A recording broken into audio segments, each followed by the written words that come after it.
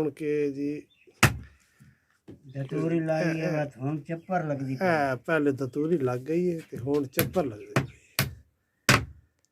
ਇਹ ਸਾਡਾ ਤਰੇਂਗਲ ਮੁਰੰਮਤ ਹੋ ਰਿਹਾ ਹੈ ਨਾ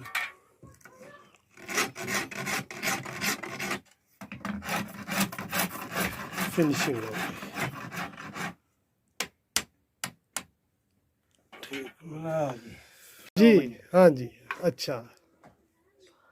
ए भाई ये कढ़ाई है जी ਇਹਦਾ ਨਾਂ ਹੈ ਕੜਾਈ कढ़ाई ठीक ਤਰੇਂਗਲ ਹੁੰਦਾ ਜੀ ਇਹ ਕੜਾਈ ਹੁੰਦੀ ठीक हो गया ਇਹ ਜਿਹੜੀ ਕੜਾਈ ਹੈ ਨਾ ਜੀ ਅੱਗੇ ਤੇ ਦਾਣੇ ਛਾਣ ਸਾਫ਼ ਕਰਨ ਵਾਸਤੇ ਲੈਂਦੇ ਹਨ हाँ हाँ हाँ हाँ ਹੁਣ ਇਹ ਕੋਈ ਨਹੀਂ ਲੈਂਦਾ ਹੁਣ ਥੋੜੀ ਚੱਲਦੀ ਹੈ ਹੁਣ ਲੈਂਦੇ ਨੇ ਸਿਰਫ ਮੁੰਜੀਆਂ ਵਾਸਤੇ ठीक है ठीक ਮੁੰਜੀਆਂ है ਦੀ ਢੇਰੀ ਬੈਠੀ ਪਈ ਹੋਵੇ ਨਾ हाँ ਜੀ हाँ ਉਹਦੇ ਵਿੱਚ ਉਹ ਗੰਦ ਮੰਦ ਹੁੰਦਾ ਨਾ ਜੀ ਹਾਂ, ਹਾਂ, ਕਾਟ ਤਿਆਰ ਬਲਾ जी जी ਉਹ ਵਾਤੀ ਲੈ ਆਈ ਉਹ ਤਾਂ ਛੰਡੇਂਦੇ ਹਨ ਨਾ ਜੀ हम्म ਇਸ ਨਾਲ ਵਾ ਤੋ ਮੁੰਜੀ ਸਾਫ਼ ਹੋ ਗਈ ठीक है ਜਿਹੜੀ ਫੱਟੀ ਕਿਹੜੀ ਹੈ ਲੱਕੜ ਦੀ ਇਹ ਲੱਕੜ ਢਾਲੀ ਦੀ ਹੁੰਦੀ ਹੈ ਜੀ ਆ ਜਿਹੜਾ ਹੁੰਦਾ ਚੰਬਾ ਜਿਹਾ ਇਹ ਬੜੀ ਨਾਜ਼ੁਕ ਦੀ ਹੁੰਦੀ ਫਿਰ ਉਹ ਹੈ ਥੋੜੇ ਜਿਹਾ ਹਾਂ। ਅੱਛਾ ਅੱਛਾ ਬਿਲਕੁਲ ਪਤਲੀ ਹੁੰਦੀ ਪਤਲੀ ਹੁੰਦੀ ਠੀਕ ਹੈ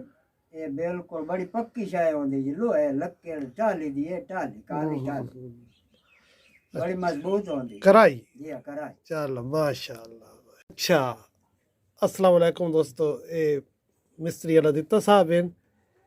ਤੇ ਇਹ ਇੱਕ ਬੜੀ ਨਾ ਦਿਲਚਸਪ ਗੱਲ ਸੁਣਿਆ ਸੀ ਤੁਹਾਨੂੰ ਸੁਣਾਓ ਜੀ ਮਿਸਤਰੀ ਸਾਹਿਬ ਜਾਵਰ ਰਿਆਸਲ ਬਹਾਵਲਪੁਰ ਦੇ ਬੰਦੇ ਆਏ ਜੀ ਅੱਛਾ ਮੁਸੱਲੀ ਆਂ ਤੋਂ ਨਤਰੇਂਗਲ ਲੈ ਲਿਆ ਅੱਛਾ ਅੱਛਾ ਉਹ ਮੇਰੇ ਦੇਰ ਵੀ ਵੇਖੇ ਨੇ ਆਪਣੇ ਦੇਰ ਵੀ ਵੇਖੇ ਨੇ ਕਿ ਦੋ ਦੇਰ ਉਤਰਾ ਚਾਰ ਬੰਦੇ ਆਏ ਅੱਛਾ ਅੱਛਾ ਮੈਂ ਕਿ ਕਿਉਂ ਵੇਖੇ ਕੀ ਗੱਲ ਹੈ ਤੇ ਯਾਰ ਮੋਬਾਈਲ ਦੇ ਵਿੱਚ ਨਾ ਨੈਟ ਤੇ ਹਾਂ ਹਾਂ ਇੱਕ ਤਸਵੀਰ ਹੈ ਤਰੇਂਗਲ ਬਣਾਉਂਦਾ ਬੰਦਾ ਸਹੀਵਾਲ ਦਾ ਅੱਛਾ ਤੇ ਉਹ ਕਿਤੇ ਉਹ ਅਸੀਂ ਸਿਨਣੇ ਦੇ ਬੈਠਿਆਂ ਵਿੱਚ ਤੂੰ ਤਾਂ ਨਹੀਂ ਅੱਛਾ ਮੈਂ ਕਿਹਾ ਜੀ ਬਿਲਕੁਲ ਮਈਆਂ ਅੱਛਾ ਅੱਛਾ ਬਸ ਤਾਂ ਹੀ ਵਤ ਅਸੀਂ ਆਨੇ ਯਾਰ ਸਹੀਵਾਲ ਦਾ ਬੰਦਾ ਹੈ ਤੂੰ ਇੰਟਰਨੈਟ ਤੇ ਆਇਆ ਵਾ ਹਾਂ ਕਿੱਥੋਂ ਮੈਂ ਤੇ ਕਿਹਾ ਜੀ ਉਹ ਮਈਆਂ ਮਈਆਂ ਬਸ ਅਸੀਂ ਬਸ ਥੋੜਾ ਬਿਲਕੁਲ ਪੂਰੇ ਅੱਪੜ ਗਿਆ ਠੀਕ ਹੈ ਭਾਈ ਪੂਰੇ ਸਟਾਫ ਤੇ ਅੱਪੜ ਗਏ ਜਿੱਥੇ ਬੰਨਣਾ ਮੈਂ ਕਿਹਾ ਜੀ ਬਿਲਕੁਲ ਤੁਸੀਂ ਫਿਕਸ ਆਏ ਹੋ ਦੁਕਾਨ ਤੇ ਚਲੋ ਮਾਸ਼ਾਅੱਲਾ